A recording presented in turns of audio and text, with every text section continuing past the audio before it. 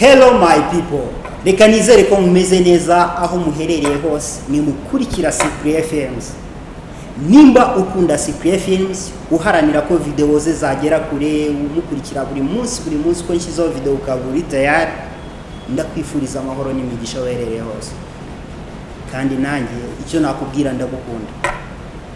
Reka ngwikaze kuri video y'uyu munsi rero, aho tugiye kureba irindi tegeko rigize frame composition. Ushobora kuba uri mushyashya ari kugitangira kureba video zacu, icyo nakubwira kugira ngo ugendane natwe cyangwa se kugira ngo ugire ide ku bintu turi kuvuga, kirika kuri iyo link yo hejuru urebe video nahereyeho episode ya mbere kuko iyi ngiyi ni ya gatatu. Kirika kuri iyo link yo hejuru urebe video nahereyeho ya episode 1, bityo ugenda ukurikira episode ya kabiri kugera kuri ya gatatu, uraba wamaje kumenya mu by'ukuri ibyo turi kuganiraho. Video y'uyu munsi rero tugiye kureba ku itegeko ry'180. Itegeko ry'180 muri film making arikoreshwa he, ese ryubahirizwa gute? Nibyo tugiye kureba. Let's go. Video yacu rero turayitangiye, ariko icyo nshaka kubanza kukubwira, iri tegeko ry'180 ni ingenzi, ndetse n'andi mategeko natangiriyeho ndi kubigisha. Nimba warabibonye wenda ukabicishamo ijisho, ntabwo nakujudging, ariko nimba ufite passion muri film making, ukabona ibintu byo gufata amashusho n'ibintu byawe, urashaka kubimenya, urashaka kubyinjiramo, aya mategeko nkwigisha ni ingenzi, ugomba kuyafata ntuyakerenze. Kuko iyo utazi amategeko agenga gufilima, ufilima ibyo ubonye. Iyo ufilimye ibintu wiboneye byose, abantu bakurikiranye video zawe bagucishamo ijisho, bakabona ibintu wakoze n'ibintu bitabaho, cyangwa se ibintu nyine utigeze wiga. Ndashaka kugukurira iki kintu ukajya ukora ibintu ubisobanukiwe neza. Reka ndeke kubatinza rero, twinjira noneho mu itegeko muri rusange. Iri tegeko ubundi ry'180 rikoreshwa he? Iri tegeko ry'180 rikoreshwa ku bantu babiri bicaye bateganye, cyangwa se ibintu bibiri biteganye. Ni amazu abiri ateganye, cyangwa se ni amazamu abiri ateganye, ibintu bibiri biteganye, niho iri tegeko ry'180 rikoreshwa. Ukibaza rero rikoreshwa gute noneho? Dufata urugero nk'iyi image muri kureba y'abantu babiri bari kuganira, uyu umwe yicaye iburyo undi yicaye ibumoso. Ni ukuvuga ngo iri tegeko ry'180 ahantu rimenyera, iyo ukibona abantu babiri bicaye bari kuganira, hita wimagina ko hagati yabo harimo uruziga. Uruziga murabizi ko rugira degree 360. Iyo ufashe rwa ruziga ukarucamo kabiri, uriya murongo urugabanyijemo, uriya murongo bawita diameter. Uriya murongo rero pariti imwe bisobanuye ko ibisigaranye 180 n'indi isigaranye 180. Rero iri tegeko ryaplikwa gute? Ni ukuvuga ngo uhita wimagina ko uyu muntu wicaye iburyo n'uyu wicaye ibumoso bicaye muri wa murongo ugabanyamo uruziga kabiri. Tuvuge rero ko umuntu ugiye gufata amashusho, wowe uje gufata amashusho y'abo bantu bicaye ari babiri, ugiye gufata conversation y'abana bantu babiri bari kugirana, urayifata gute? Uraza ufate kamera zawe uzitere kuri side imwe y'uruziga. Ntabwo uri buze kwambuka wa murongo ugende utere kamera hakurya. Kamera zose uteganya gukoresha mu gufilima bano bantu ntabwo ziri buze kwambuka umurongo ngo zirenge ujye gufilimira, ujye kuzitera no ku yindi side. Uzitera kuri side imwe kugira ngo wubahe rya tegeko. Zishobora kuba ari ebyiri, zishobora kuba ari eshatu, zishobora kuba ari eshanu, bitewe na creativity yawe cyangwa se n'ubwinshi bwa kamera ufite. Ariko menya ko nta kamera igomba kwambuka rwa ruziga cyangwa se wa murongo babiri bicayemo ngo ijye hakurya. Oya, biba bibujijwe. Ese iyo urenze noneho wa murongo haba iki? Iyo ufashe kamera ukayirenza wa murongo ukajya kuyishinga hakurya, ikintu gihita kiba ni ukuvuga ngo wa muntu wari wicaye ibumoso, uyu muntu wari wicaye ibumoso ahita yimuka akaza akicara iburyo. Ni ukuvuga ngo bahita bahinduranya imyanya direct.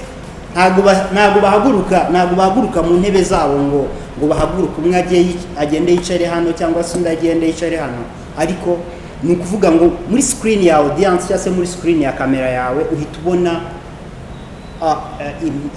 wa undi waruri ibumoso ahise ajya iburyo, undi nawe waruri iburyo ahita ajya ibumoso. Ni ukuvuga ngo ibi bintu ni bibi cyane mu gihe wishe rino tegeko, kuko bicanga audience yawe. Iyo watangiye ubereka image, tuvuge watangiye ubereka image, umuntu yamaje kumenya ko wenda izina runaka riri kuganira n'irindi ryicaye ibumoso, undi yicaye iburyo. Wenda tuvuge ni abantu bari gukorana ikiganiro ariko murabazi mu by'ukuri, audience irabazi iri kubakurikirana. Hanyuma aragiye abwiye mugenzi we ati genda urebe wenda Jire yicaye iburyo, wenda Jimmy yicaye ibumoso.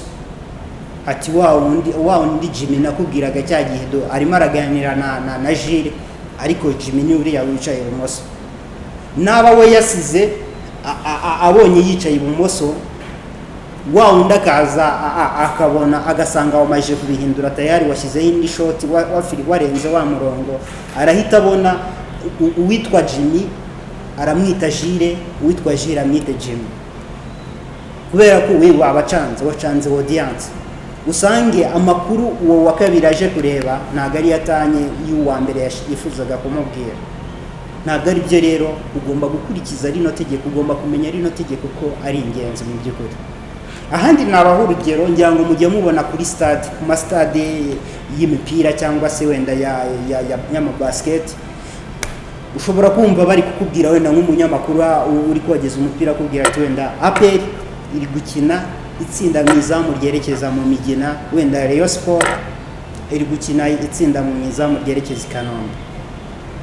Ni ukuvuga abagushushanyirije ikibuga mu by'ukuri.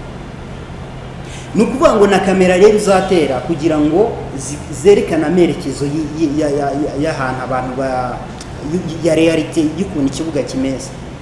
Uzirinda kwambutsa kamera bimwitere muri tribune y'icyubahiro, indi yambutse hakurya mu bafana bo hakurya adasakaye. Iyo ubikoze gutyo ucanga abantu.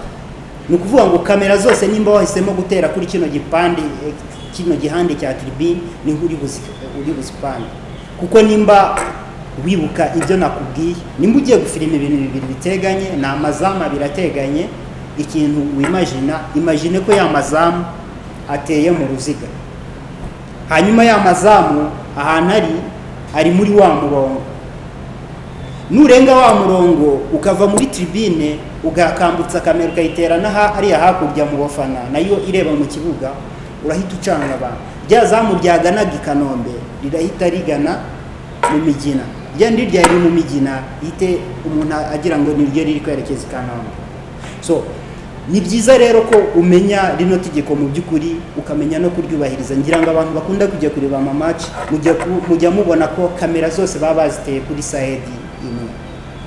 Nicyo bivuze, babubahirije rya tegeko, babanze gucanga audience kugira ngo audience ikurikiranye ibintu imenye neza reality y'ibintu ukuntu bimeze. Umwe yicaye aha, undi yicaye aha, ntuvange audience yawe mu by'ukuri. Ndizera video y'uyu munsi yumvikanye, tugeze ku musozo. Reka mbashimire, ariko ubaye hari n'ikibazo ugize muri no video, reka duhurire muri comment umbwire imbogamizi wagize cyangwa se ikibazo waba wagize muri no video. Hanyuma nimba ari bwo bwa mbere ugeze kuri ino channel, icyo nagushishikariza cya mbere ni gukora subscribe, ukibuka gukanda kuri ako kazogera kugira ngo ninzajya nshyiraho video izajya kugeraho mu by'ukuri ntuzongere gucikanwa na video zacu. Hanyuma nimba wakunze video zacu, kugenda udakoze like, sharinga no ku nshuti zawe ndetse no ku bandi bantu muziranye, video zacu zirushaho kugera kure. Video zacu nizigera kure, nitubona ziri kurebwa cyane, nibyo bitumotiva, bigatuma dutekereza ibindi bintu birenze tugomba kubakorera. Ntibibagirwe kumbwira video wifuza ko nagukorera ariko muri film making yagira ikintu kwigisha. Jya muri comment wandike umbwira uti byifuza ko ubutaha wenda wakora kuri video iyi ni nzubaha igitekerezo cyawe. reka mbashimire cyane rero mwebwe mwabanye nanjye muri ino video, mwakoze kubana nanjye. Peace.